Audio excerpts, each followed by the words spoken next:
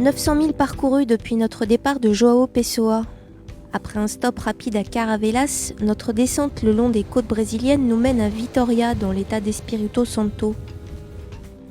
Vitória, c'est l'une des villes les plus prospères du Brésil.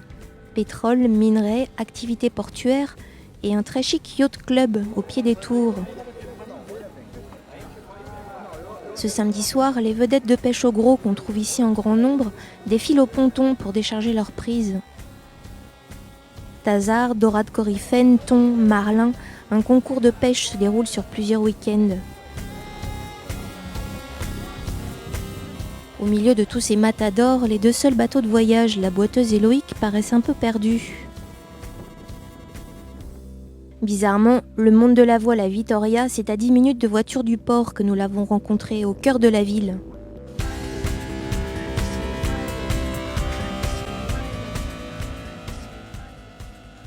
Ce dimanche après-midi, nous avons rendez-vous avec Eugenio dans son garage.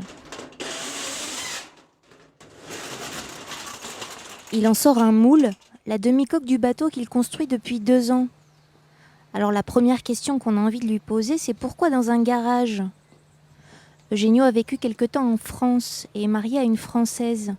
C'est dans notre langue qu'il nous répond. L'exploitation du pétrole, ça a transformé tous les terrains dans les prix absurdes. Moi, c'était ça que j'arrivais à acheter, une petite garage. À la fin, c'était bien. Je crois que j'allais préférer ça que rester enfermé dans un endroit plus grand, même plus grand. Cet endroit, c'est convivial parce que c'est au milieu de la rue. N'importe qui peut arriver là. Graphiste de métier, Eugenio passe tous ses week-ends dans son atelier. Si sa démarche a un peu surpris au début, ils sont maintenant plusieurs parmi le voisinage à prêter main forte et à suivre l'évolution du projet. Grâce à ces bateaux dans la rue, j'ai arrivé à voir plusieurs de nouveaux amis. C'est une chose que je n'attendais pas, qu'il allait avoir cette répercussion. Il a une attente incroyable de résultats. Tous mes amis attendent le bateau être prêt. La construction amateur est très peu développée au Brésil.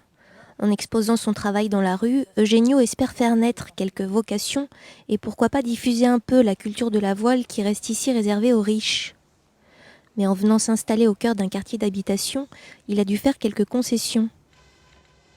Les machines que j'utilise sont plutôt les machines pas électriques. Un rabot manuel, la scie japonaise. J'étais presque obligé d'utiliser ces machines par respect à la voisinage. Maintenant, je préfère même les machines manuelles. C'est plus précis, moins dangereux. À la fin, je crois que je suis pour les machines de la main. Ça, c'est le couple du mât. C'est 8 lisses qui ont un V dans un seul côté un V. C'est une technique très ancienne, de 1800 et quelques, même avant, je crois 1700, et adaptée à la construction moderne avec l'époxy.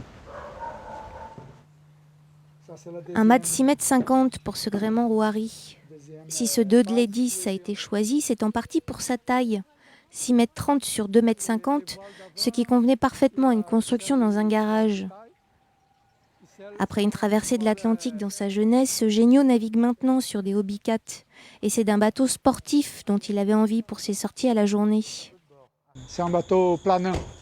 La coque, elle va pas, c'est pas déplacement, c'est planant. Je crois que ça va donner un bateau performant.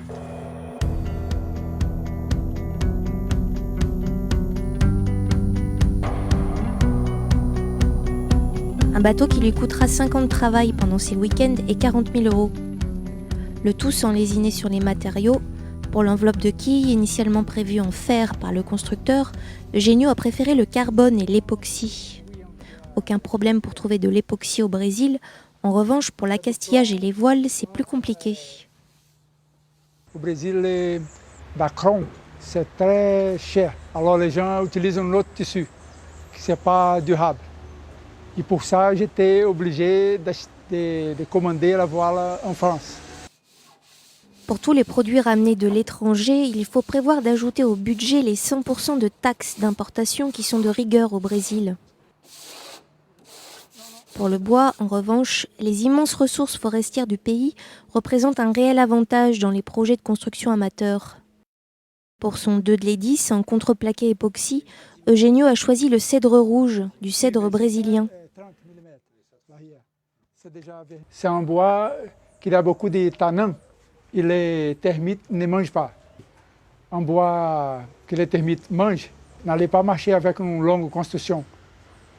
Comme je sais que c'est 4-5 ans de construction, il fallait que les bois durent bien aussi, avant que ça soit enveloppé par l'époxy.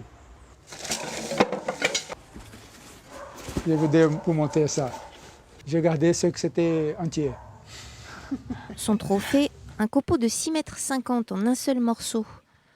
Un souvenir de la construction qu'Eugenio garde sans doute pour sa fille, la future propriétaire du bateau. Cynthia a déjà trouvé un nom pour son voilier. C'est Pachacamac. C'est un nom, c'est le dieu du soleil pour les Incas. Moi, j'ai lu ça dans Tintin parce que moi et mon frère, on adore Tintin. Encore 3 ans de patience pour naviguer sur Pachacamac. En attendant, Cynthia et son petit frère s'entraînent tous les week-ends sur des optimistes et des hobbycats. Après les 2 bateaux qu'Eugenio a prévu de construire pour ses enfants, il aimerait en fabriquer beaucoup d'autres. Pour qu'un jour peut-être son petit garage devienne le premier chantier de voilier en bois de Vitoria.